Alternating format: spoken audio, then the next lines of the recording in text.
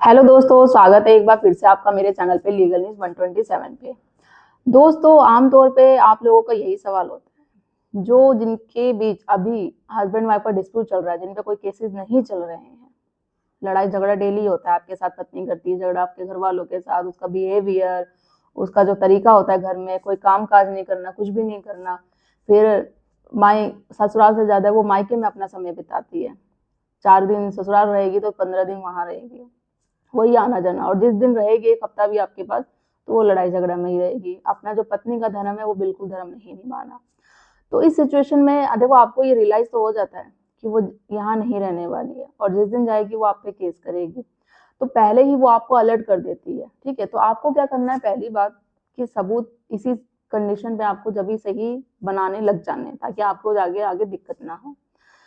अब आपके दिमाग में ये भी होता है, जब वो केस करेगी तो कौन से केस करेगी वो पे। वैसे तो उसके पास बहुत सारे ऑप्शन है, बहुत केसेस कर सकती है, कोई नंबर नहीं है कि 1 करेगी, 2 करेगी, 3 करेगी, 4 करेगी, बहुत ऑप्शन है। ठीक है, बट उसके अलावा जो नॉर्मली जो बेस्ट जो 3 केसेस होते हैं, वो आप मान के रख लो, वो आप पे करेगी ही करेगी, उससे आप बच नहीं सकते हैं।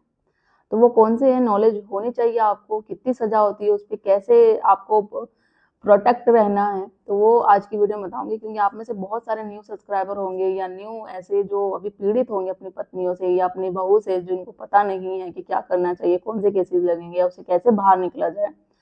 तो ये वीडियो आप सबके लिए ही है, तो ज़्यादा से ज़्यादा लोग तो शेयर कर दीजिए, चैनल को सब्सक्राइब करना बिल्कुल मत भूलिए, साथ ही बेल आइकन दबा दीजिए ताकि आपको टाइम टाइम से मेरी वीडियो की नोटिफिकेशन सबसे पहले मिलती रहे।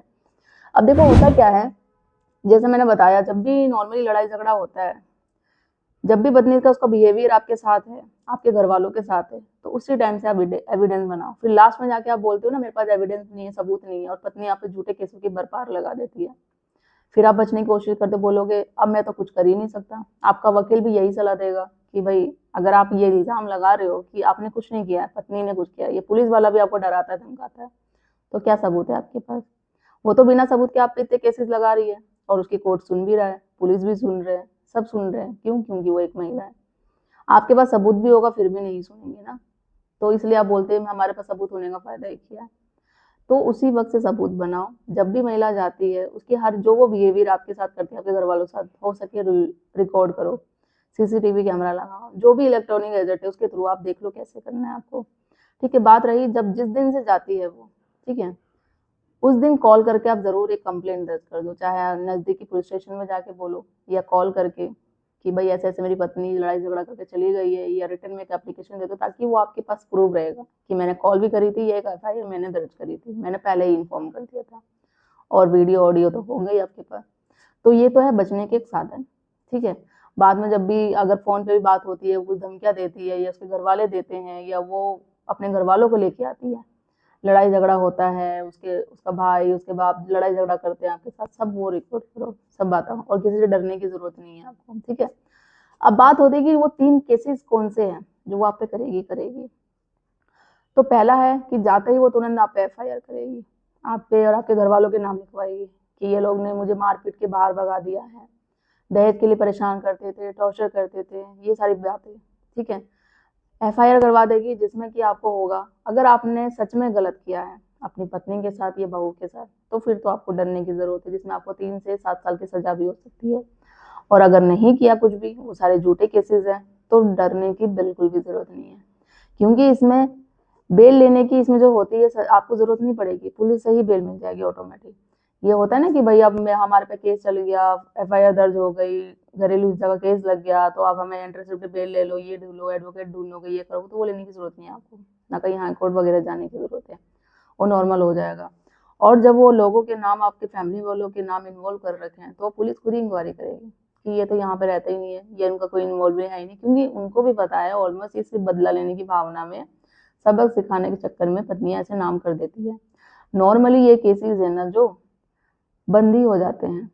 ठीक है, क्यों? क्योंकि जो पत्नी आरोप लगाती है, जो एलिगेशन लगाती है पति ससुराल वालों पर, वो उनको साबित नहीं कर पाती है, क्योंकि वो गुस्से में होती है, वो अपने अकॉर्डिंग अपने पति को ससुराल वालों को चलाना चाहती है, आप उसकी बात नहीं सुनते, उसकी डिमांड पूरी नहीं करते हो, चली जाती पुलिस स्टेशन। तो सोचते पुलिस स्टेशन जाऊंगी, वो पुलिस वाला आपको डराएगा धमकाएगा, तो आप लाइन पर आ जाओगे आप लोग। तो वो चीज़ें थोड़ा उस पे हो भी जाता है। आप लोगों को बोला जाता है कि हाँ भाई ठीक है, तू साइन कर दे, अब अपनी पत्नी को ले जा, अब बोल दे कि आइंदा से ऐसा कुछ करेगा नहीं, तो उस पे साइन नहीं करना। क्यों भाई? क्योंकि आपने वो ऐसा कुछ किया ही नहीं है, तो साइन करने का क्या मतलब बनता है? तो सोच समझ के सारी चीज़ें करनी है और ना किसी से डरने की ज़रूरत है। अगर आपको ज़्यादा डराया जाता है, धमकाया जाता है पुलिस आईओ के खिलाफ, तो उस पे आप कंप्लेन भी कर सकते हैं आगे, पर्टिकुलर एक अलग से सेपरेट केस बना के, ठीक है? इसके अलावा दूसरा जो होता है, जो केस करेगी वो मेंटेनेंस का, चाहे वो 125 सीआरपीसी दे और जो नया है हमारा 144 बीएनएस के दे, ठीक है? तो ये आप पे किया जाएगा मेंटेनेंस का, मेंटेनेंस लेने के लिए, ठीक है? कि नॉर्मल पत्नी को ये भी नहीं पता होता कि भाई केस करने के बाद हम मेंटेनेंस का केस भी कर सकते हो। मेंटेनेंस क्या है? कि पैसा लेना पति से। उनके माँ बाप, उसके मायके वाले या वकील सलाह देता है कि मैडम आपने मेंटेनेंस का केस नहीं किया, या फिर घर वाले ऐसे कैसे छोड़ रही है तू, चल ये केस कर रखे है तो, और उस पर ऐसे खर्चा कौन देगा भाई? हमने शादी करी है, शादी का इतना खर्चा हुआ है तो वो भी तो लेना है ना। या आने हम कोर्ट में आ जा रहे हैं, वकील की फीस, ये सब पैसे हम लेंगे, तो उस पर केस लगाओ मेंटेनेंस का। वकील भी वही आपको सलाह देता है पत्नी को, तो वो केस कर दिया। नहीं पता रहेगा फिर भी, ऑलमोस्ट तो आज की डेट में अभी सबको पता ही है, फिर भी अगर किसी को नहीं पता होता तो वो चीज़ कर दिया।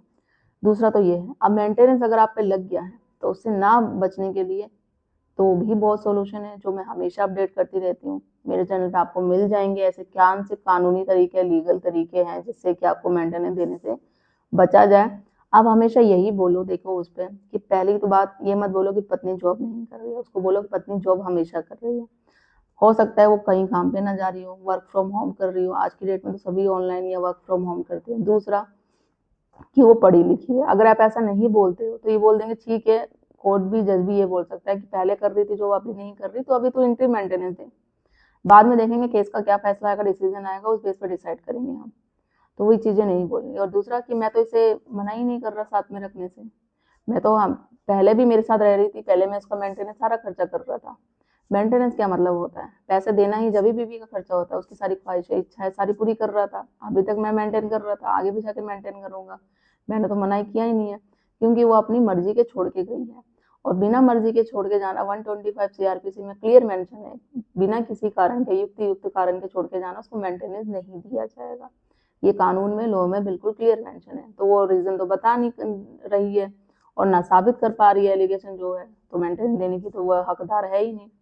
या इसके अलावा अगर वो आपको लगता है कि वो किसी रिश्ते में है, नाजायज रिश्ते में है, अडल्ट्री में है, आपके पास प्रूफ है, आप श्योर हो रहे हो, तो वो आप साबित कर दो, डिवोर्स भी मिल जाएगा आपको आसानी से, मेंटेनेंस देने की भी जरूरत नहीं पड़ेगी। ये है इसमें इसका कानून, ठीक है।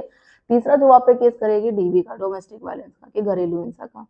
अब घरेलू हिंसा में पत्नी है जो अधिकार मांग सकती है, वो उसमें आपको राइट टू रेजिडेंस का भी अधिकार मांगेगी, मतलब घर में रहने का भी अधिकार मांगेगी, पैसे भी मांगेगी अलग से, चाइल्ड अगर होगा तो चाइल्ड की कस्टडी भी अपने थ्रू मांगेगी। मतलब इसमें बहुत सारे वो रिलीफ मांग लेती है, जिसमें कि मिल जाते हैं, बट ना मिलने के लिए भी बहुत सारे आप हैं, आपको भी रिलीफ मिलेंगे, बट आपको फाइट करना पड़ेगा। अभी कल परसों मैंने एक वीडियो बनाई कि जो डीवी में एक पत्नी ने मांगा, दिल्ली हाईकोर्ट का ही है अभी वो, उसने पैसे भी मांगती थी, घर में एक प्रॉपर्टी का हिस्सा भी ले रखा था ससुराल में, और उसको 20,000 महीना, कुछ 20-30 हजार ऐसे मिल रहा था, बट वो पूरे तरीके से केस पलट गया।